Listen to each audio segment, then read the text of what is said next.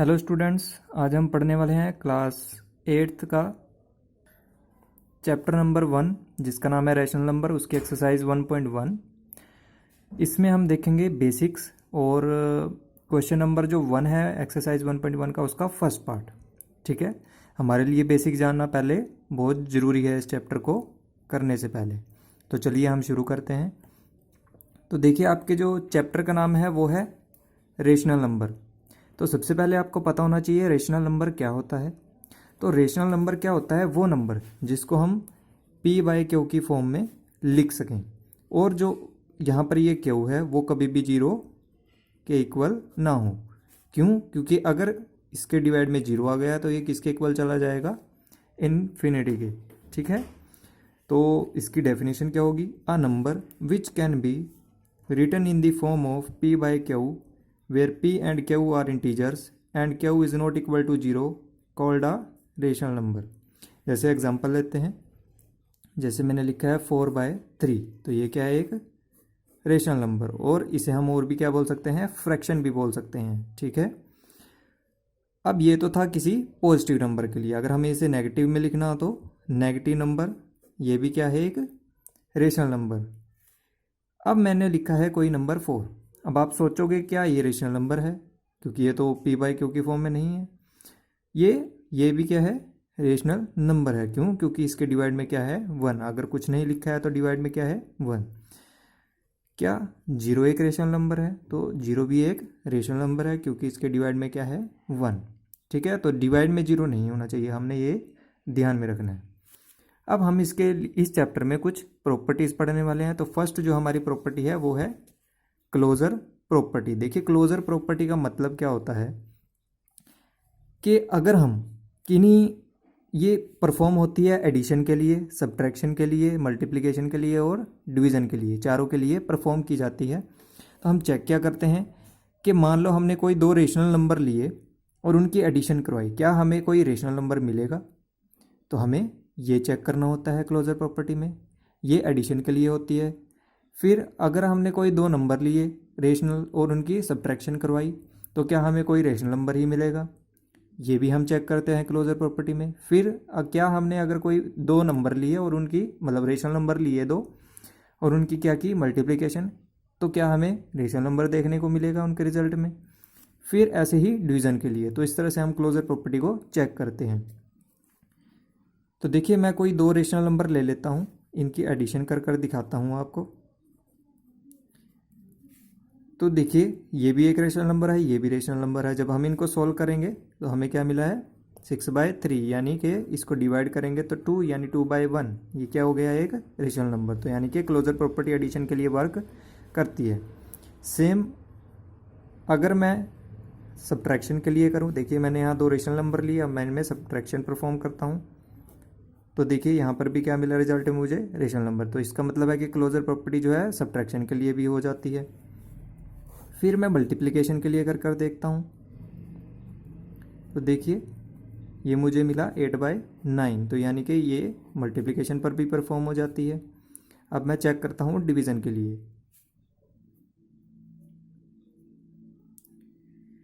तो देखिए, यहाँ पर मुझे क्या मिला? 12/6, यानी कि 2/1।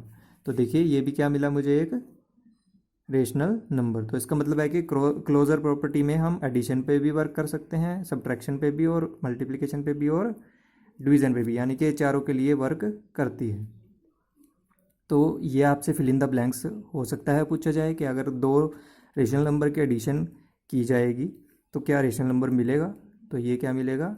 तो मतलब रेशनल नंबर मिलेगा। ये आपसे ट्रू फॉल्स वगैरह में पूछा जा सकता है, तो आपको ये ध्यान रखना है। दूसरी हमारी जो अगली प्रॉपर्टी है, अगली प्रॉपर्टी हमारी क्या है? Commutative property. तो देखिए, कम्यूटेटिव प्रॉपर्टी का मतलब क्या होता है? अगर हम किन्हीं दो नंबर लें, मतलब कोई भी हमने दो नंबर लिए, उनको हमने मान लो पहले 4+3 की फॉर्म में लिखा, फिर इसी को मैंने 3+4 की फॉर्म में लिख दिया, तो क्या हम सेम रिजल्ट देखने को मिलेगा? तो बिल्कुल मिलेगा। ये भी 7 मिलेगा और ये भी 7 मिलेगा। मतलब कम्यूटेटिव प्रॉपर्टी में हम क्या करते हैं? नंबर्स की रीअरेंजमेंट। तो रीअरेंजमेंट करके हमें क्या मिलता है, सेम ही रिजल्ट मिलता है। तो वहाँ पर हम कम्यूटेटिव प्रॉपर्टी का यूज़ कर सकते हैं। ये जो कम्यूटेटिव प्रॉपर्टी है ये सिर्फ एडिशन और मल्टीप्लिकेशन के लिए ही वर्क करती है, डिवीज़न और सब्ट्रैक्शन के लिए वर्क नहीं करती। आपको ये ध्यान में रखना है। जैसे अब मैं मल्टीप्लाई के लिए करके दिखाऊँ आपको, तो मुझे सेम ही रिजल्ट देखने को मिल रहा है। अगली जो हमारी प्रॉपर्टी है वो है एसोसिएटिव प्रॉपर्टी। एसोसिएटिव प्रॉपर्टी में क्या होता है, जैसे मैंने कोई 3 नंबर लिए और उनकी एडिशन करवाई, तो पहले मैंने लिखा a प्लस बी प्लस सी, अब मैंने लिख दिया a प्लस बी और ब्रैकेट से बाहर किसको ले दिया, c को।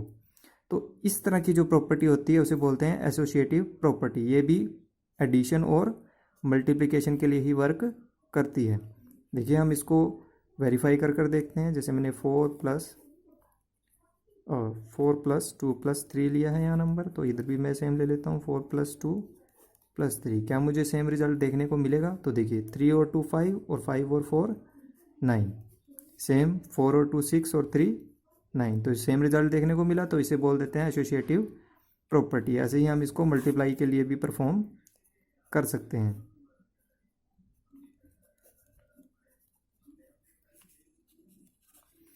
तो देखिए सेम ही रिजल्ट देखने को मिलेगा हमें। तो इसे कहा जाता है एसोसिएटिव प्रॉपर्टी। अब हम अपनी अगली प्रॉपर्टीज़ की ओर चलते हैं। तो हमारी अगली प्रॉपर्टी जो है वो है 1। अब 1 क्या है, multiplicative identity of rational numbers. तो multiplicative identity of rational numbers क्या होगा, इसमें क्या होगा, जब भी हम किसी नंबर को 1 से मल्टीप्लाई करेंगे या 1 को किसी नंबर से मल्टीप्लाई करेंगे तो हमें क्या मिलेगा, सेम नंबर ही देखने को मिलेगा। जैसे मैं यहाँ पर आपको दिखाता हूँ कर यहाँ किसी नंबर को 4 से मल्टीप्लाई करें और यहाँ 1 को सेम नंबर से मल्टीप्लाई किया, तो हमें दोनों केस में क्या मिलेगा, 4 ही देखने को मिलेगा। तो इस आइडेंटिटी को क्या बोल देते हैं, multiplicative identity of rational number with 1, या 1 is the multiplicative identity of rational numbers. अगली हमारे पास आती है 0। 0 is the additive identity of rational number. तो इस 0 एडिटिव आइडेंटिटी कैसे है, देखिए जब भी आप या तो 0 में किसी नंबर को ऐड करोगे या किसी नंबर में 0 को ऐड करोगे तो आपको सेम ही रिजल्ट देखने को मिलेगा। जैसे हम वेरीफाई करते हैं इसे, तो देखिए दोनों केस में हमें क्या रिजल्ट देखने को मिलेगा, 4 ही। तो इस प्रॉपर्टी को हम क्या बोल देते हैं, 0 is the additive identity of rational number. हमारी जो लास्ट प्रॉपर्टी है वो क्या है,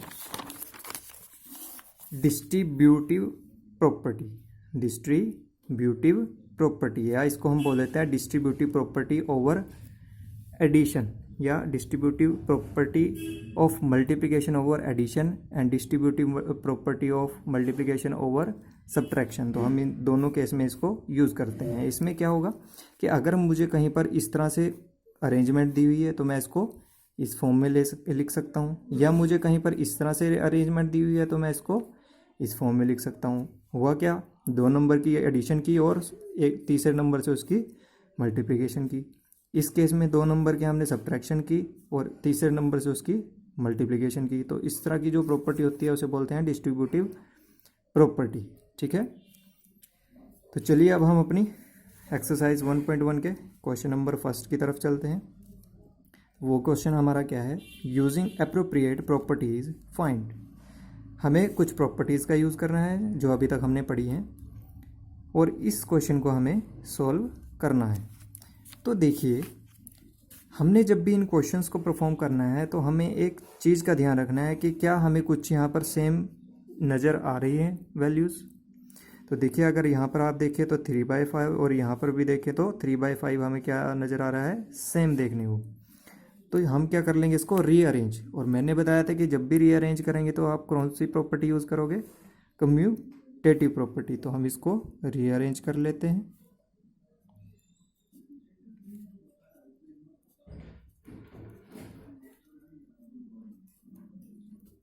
और यहाँ पर आपको प्रॉपर्टी मेंशन कर देनी है।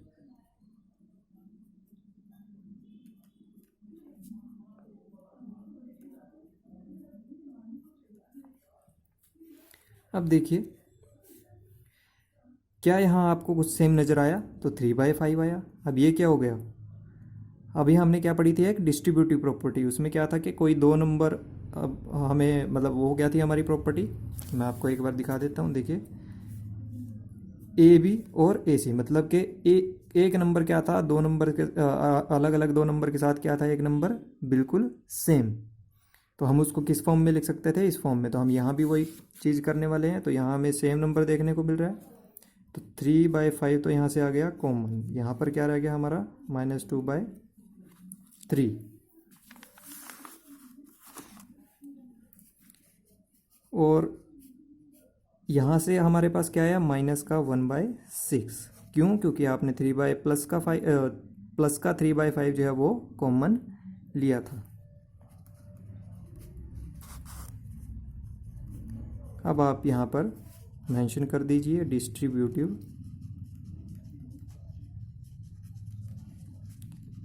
प्रॉपर्टी। यहाँ पर आपका एलसीएम आ जाएगा 6, और ये हो जाएगा -4, और ये -1 + 5/2।